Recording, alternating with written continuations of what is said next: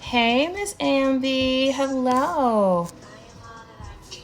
Yes. I'm just going to play this little brief little intro. Oh, shoot, about to drop my phone. If y'all haven't got hip to the rap priestess, as she is called, well, she is truly a priestess. Her name is Lizzie Jeff. Yo, sis is. I'm gonna make sure I put her name right here. Lizzie Jeff. Let's vibe it out, smoke this leaf for me. Keep it enchanted. I really wanna hit up Palm Springs with my queen. Y'all, let me get my baby this doggone phone. She about to have a whole meltdown over my phone. But yes. Here, Monty, come get this phone. Here, you take that with you. Okay? Anyways, hello. This is your friend, your girl Tahiri Divine. Also go by Diana, the metaphysical midwife, because we are here to help you level up into your life by going into the shadows and darkness of yourself so that you may come birth as a new being of light. That's why I call myself the midwife, because I am here to help you, guide you to find your light in your own shadows. Okay, so today we're talking about altar work because this is a really important conversation for myself in my own personal journey, especially right now where I'm at. Currently part of my solar return, and I want to give a huge big ups and praises to True Brilliance, because she's been doing my solar returns and pretty much all my astrological readings for the last 2 to 3 years, and they've always been on point. So if you guys haven't used any of her services, I highly recommend you guys reaching out to True Brilliance and getting a reading with her. Definitely. But anyway, so one of the things that came up in my solar return for this year was that I have Neptune in Pisces in my 6th house, which is interesting. Guess where my Jupiter naturally falls is in my 6th house. Hey, can y'all close the door? Thank you. And what that is really about bringing spirituality with a structure, or creating a routine with your spiritual practice. And that's something I'm very passionate about, is about setting up routines in our lives, whether it's a self-care routine, whether it's a health routine, a fitness routine, a skincare routine. Creating routines in our life is actually where we really create opportunities for the developments that we really want to see and the changes that we want to talk about, not just talk about, but we want to really implement in life. And so it's really about creating structure. One of the I don't want to use the word lessons, but the experiences that has been prevalent in my life, or patterns I can say, is really being in flow with my structures. I'm very used to structure. I share with you guys a lot about my background. I grew up in a very military Southern home. Okay. So it was a very structured, strict, without a lot of wiggle room. So it's not about being that structured that you don't allow wiggle room or allow spirit to, detour your plans. But it's about creating a routine, and having these routines in place is actually really good for our subconscious and our conscious minds to fuse together, because what routines do, they're patterns, and we all have natural patterns, some that are healthy for us and that give us warrant really good benefits and consequences, some that are not healthy for us that does warrant unbeneficial consequences. So the point of the matter is getting to a place where we are now merging what's in our subconscious mind, bringing it to the forefront of the consciousness, and merging the two together. Carl Jung, who is a very known psychologist, who has coined the terms archetypes as it pertains to humanity and how we experience our human experience. So he says, or he's been quoted to say, that when we allow the unconscious to rule our life, particularly our consciousness, without merging what's in our subconscious to our consciousness, we will have events in our life that we call fate. And that is really interesting concept for me, because I've always wanted to understand this concept of fate. Like, well, what is fate? And I think he explained that really well. So for us to not have these unhealthy fated events, right? We want to become aware of our patterns. And this is why we really focus on, or myself, I focus a lot on the mind. All right. I like to say, if I was anything, I'm a mentalist, right? I'm a mental goddess. Okay. That is my realm, is the mental plane, and how to get this in order to be in our physical realm. So we're talking about altar work. So if you guys haven't known, I have opened up this online 5-week course, but it's a temple where we have courses, and it's a place for us as women to come together and not just unpack what's in our shadows, but to create new patterns and new mind patterns and mind synapses that could help us, that not just could help us, that does help us and transform us into our full divine feminine selves, or just our full divine self. We're doing it through the divine feminine archetypes. We're going through 4 of them. The goddess, the priestess, the warrior, and the queen.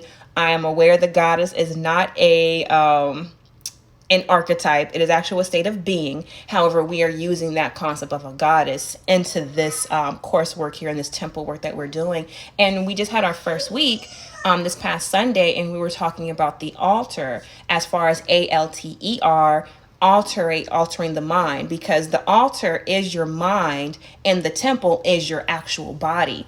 And so we are coming to the space of understanding how to dwell in our temple, how to keep the temple holy, and also how to alter the states of our reality by our mind, because it starts with the renewing and the changing of the mind. Hey Raven, hey, I got a lot of my sisters coming through. Hello. Shira Supreme, hello. So what is this need to create structure? So in order to be in flow with spirit, there has to be a structure in place. Like, for instance, anytime we are doing manifestation work, right? It's not enough just to say in your mind, I want a new job, I want a raise. You know, that is a start, because you're getting yourself mentally prepped for it, right? I gave you guys yesterday a manifestation journal hack that you can do to help shift your experiences a little quicker. And that's in your manifestation journal, is to take 3 days, 3 consecutive days. It works 3 consecutive days. First day, you write what it is that you desire in your life. So let's say I desire a raise or promotion at my current job or whatever, right? The second day, you write it, because the first day you write it as an affirmation. The second day, you write it as if you already have it, so you're grateful and thankful for it. And then on the third day, you write it as if it's a past event, as if it was a memory. And what you have done, you have tapped into your mental space by affirming it. You also have tapped into your grateful in your heart space by having gratitude for it.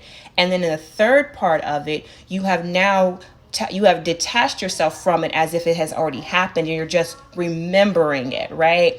And what that does, that actually fuses your physical, mental, and spiritual planes all together, that now the universe, because it's here to work in it's working off your own energy, because you are the universe, right? It's going to fuse that experience to come, not so much, it can come quickly for you too, but it's going to manifest, right? Hey, Stephen, hello. So what we are here is to recognize how to create structures in our spiritual life. Altar work, whether it is internally or doing an actual altar table, which I have right here, which I will share with you guys in just a minute, is really the space where we are taking time out of our physical time, right? Our physical time to commit to ourselves and to our spiritual practice. Now, your altar work is not just for you to ask for things, which that's what we can do. We can ask for material things. We can ask these things, yes. It's also a place where we can really do a lot of our internal processings, right? So let's talk about triggers. I love going to the altar when there's a trigger in me. So it's like, now I am creating a structural space for spirit to flow into me, to reveal to me why I'm triggered, or what is being raised up, so that I can now deal with it. You know, so we're bringing the unconscious mind to the subconscious mind, so we don't keep having those fated events that are not for our benefit, right? So coming and creating a habit for yourself, whether you will have a meditation practice, whether you're, and let me be clear about meditation. Meditation is not all about sitting still and quieting the mind. That is a form of meditation. Me personally, I don't do well sitting still. Okay, I have a lot of fire energy. We got to be doing something. Like I'm like, wait a minute, you sit still and do what? But there is a time to sit still too. So to recognize that. But do meditation practices or create a practice for you that is going to help you be in flow with yourself. Some people that is sitting still and quiet. Somebody else, it may be dancing. For somebody else, and this is me, it was chewing. For some reason, chewing puts me in a meditative state. So I had to find myself some non-fattening, sugar-free kind of gum because chewing is meditation to me, right? I didn't want to eat all the time. So I was like, okay, I got to find a way to make this work because that's one of my meditational practices. Even just my morning routine, something as simple as my stretching and brushing my teeth is very meditational to me. So to me, anything I do, like it's a repetitive act, is meditational. So you got to find what works for you. Okay. So find what works for you and create your habits around that so that you can put yourself in this state of receiving and a state of gratitude, because this is what our altar work is for. We're altering ourselves to be in a receiving mind just as much as we're in a gratitude mind. And we talked about we're in this season of the Gemini full moon. What it has been teaching us and showing us along with the Gemini North Node, it is about having your hands open. Are your hands open? Are your hands idle? Are your hands closed off? What are you doing with your actual time? And that's so deep because actually, let me tell you something. Sidebar. Be weary of any astrologers who tell you things that there's a placement that's a detriment to you. And they don't give a solution, okay, or another viewpoint of how to make that beneficial for you. For example, I have been told by many, many astrologers, because I have done many different readings over the years of different astrologers and everything like that. And I have only had one astrologer that was able to really give me clear insight on my placement. Okay, let me tell you what the placement is. So my Jupiter is in Gemini in the 6th house.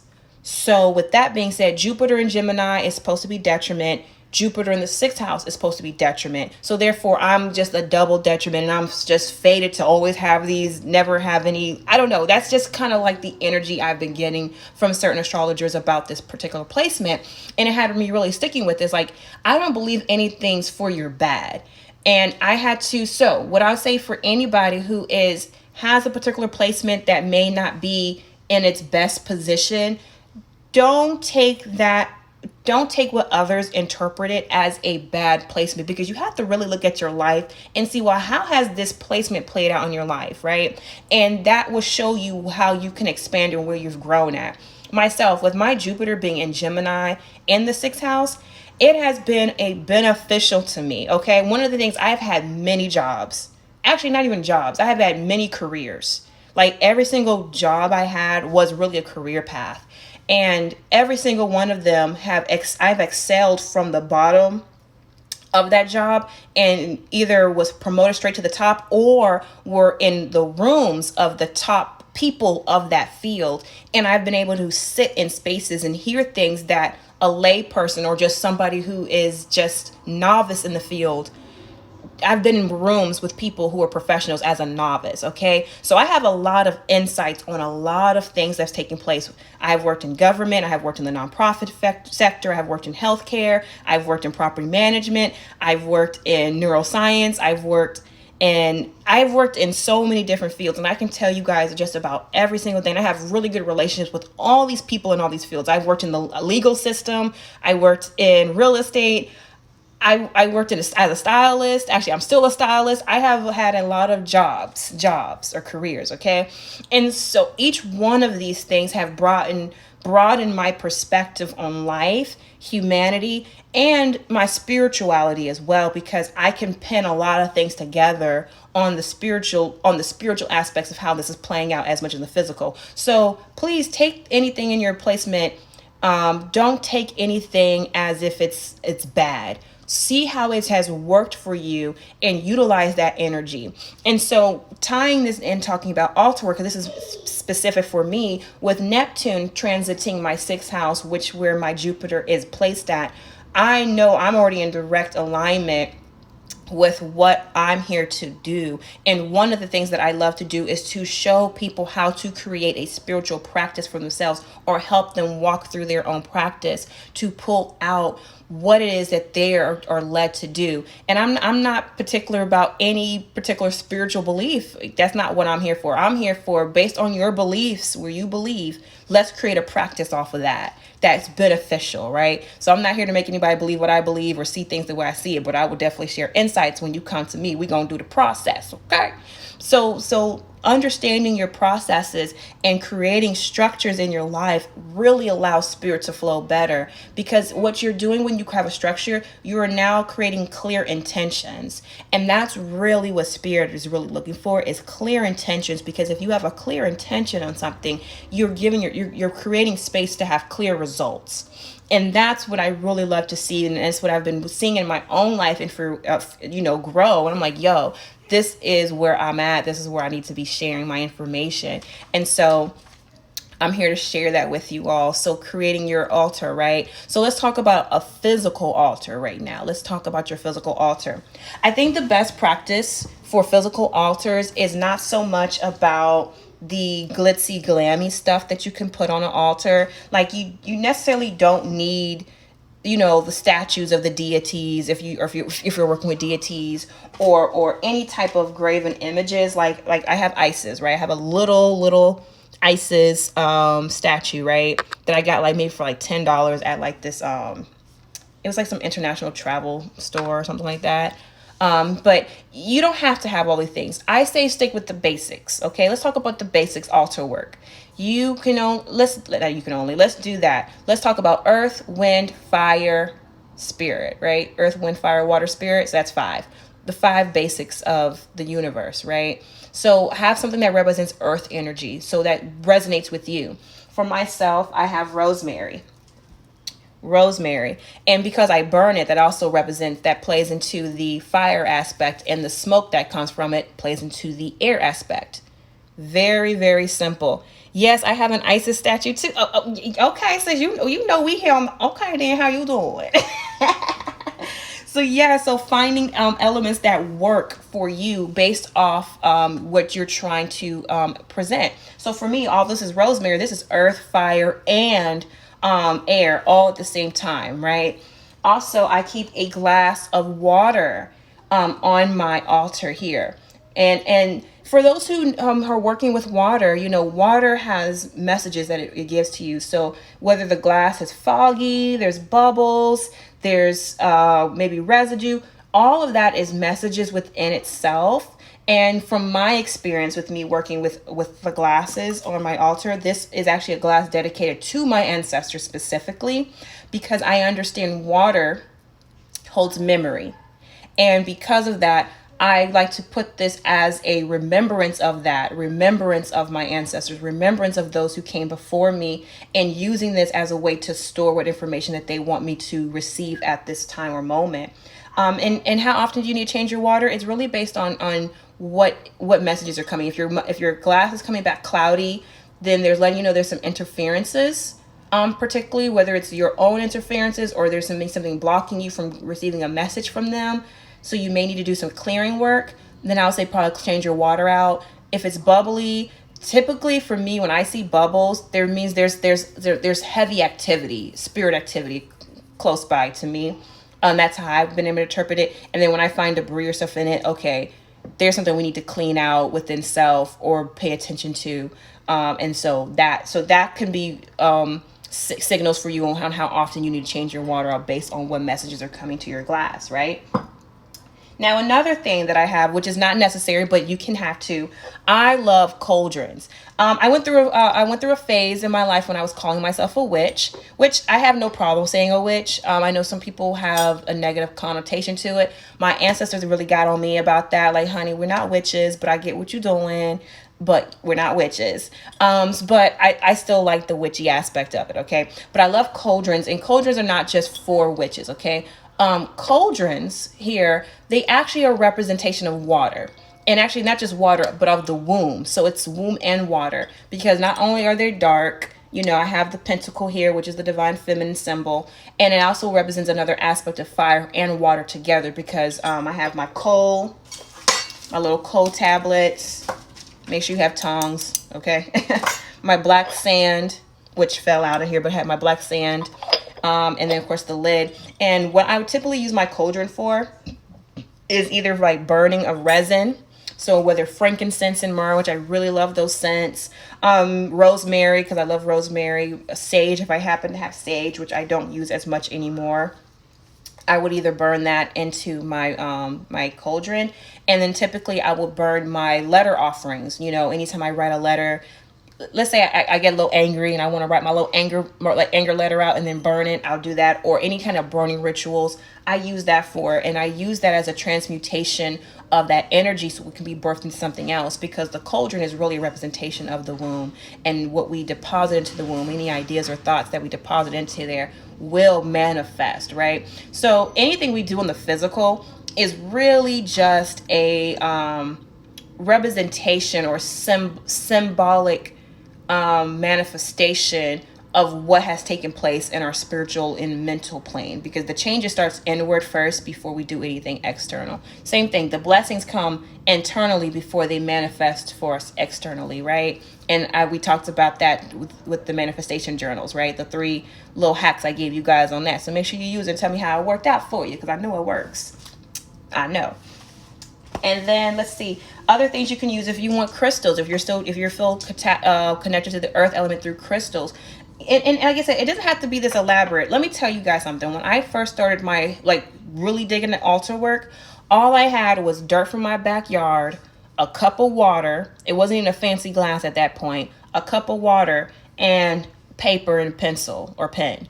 That's all I had when I started actively working in my altar. And as things started to open up for me and I started being led to other aspects to add to my altars, then I started adding that. But don't think that you need to have some type of glamored extra stuff, you know. It's been years since I've been working, so now I have like incense holders that actually you could put the incense here and it dispels the smoke a certain way.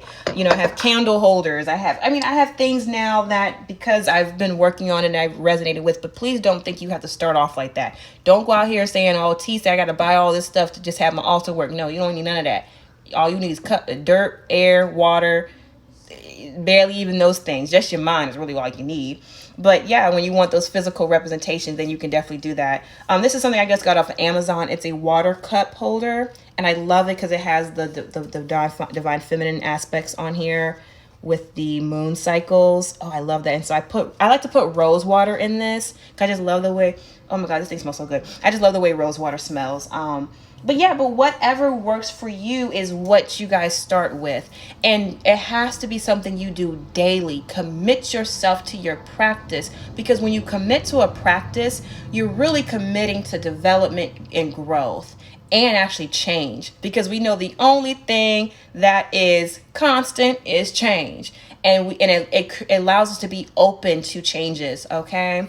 So I wanted to come share that with you, ladies and gentlemen that's on the line. I think I saw some men on the line, about why it's important to have structure just as much as you need to have flow when it comes to really altering your life, right? Changing your perspective, changing and doing that shift that you really want in your life. It has to be a dedication. The same way, if you want to gain some muscle, you got to do them push-ups every day. It's the same thing with your spiritual practice. You got to work out your spiritual muscles. And that's how you really work on your intuition, because now what you've done, you have trained your subconscious mind to come to this space of receiving and giving, and you're going to start really seeing the downloads, as some people call it, start coming through. You start having realizations like, oh my God, I realized I had this pattern and this is how I can change it. Oh my goodness, I just came up with this idea. I'm gonna make now I know how to make my first $1 million. Oh my gosh, now I know, all these things can happen to you within your spiritual practice, right? So definitely commit to it, make it a daily thing. If you brush your teeth every day, you should practice your spirituality every day, okay? But I am so happy that I'm with you guys today. I just wanted to share this message with you all. If you guys are interested in learning more about the emergence class, I am looking about maybe opening it up for more ladies to join us. So if you are interested in coming in, you can definitely message me and we can discuss that and see if there's something that you wanted to do, right? Okay, because we about leveling up in this beach. Okay, because 2021 is awesome. I feel it's awesome, and for us to really see everything, or just to take everything that we have compiled in this last year and this last decade and so forth, and really go ahead and shoot forward 2021, right? But all right, ladies and gentlemen, I see you're on the line. I look forward to talking with you guys again. You can find me on all my social sites as Tahiri Divine 369 on Facebook. And if you haven't done so, go ahead and look up Lizzie Jeff, the rap priestess. She is Lizzie Jeff on all her social sites, right? Lizzie Jeff, I have her pinned. Love this sister, love this goddess. Her rap style is so dope because she raps affirmation. Like, that's what I feel like when I listen to her. It's very affirmational, and it's like, yo, this is dope, right? So if you're looking for some music that is conscious, and ladies who out here killing it and doing the damn thing, shout out to Lizzie Jeff, shout out to Ty Phoenix. Check out her EP, The Glow Up, Amaze Balls, and The Masters. That was like, all her work is good. So yeah, Ty Phoenix, Lizzie Jeff. If y'all know more people, go ahead and comment on the video below so I can have that, because I'm always looking to add, people who really, let me tell you one thing about rap that I like, especially with women, is like, do you spit well? Because I like a woman who can spit. I like metaphors. I like the verbiage. I know how to use your wordplay. I love that stuff. And then you actually got a vibe with you, okay? So I love that when I hear female rap, and these women are on that, and they are definitely the truth, right? So Lizzie Jeff and Ty Phoenix, if y'all looking for some real good rap priestesses in the building, okay? But until next time, y'all, Tahiri Divine is out. Love you guys. Bye.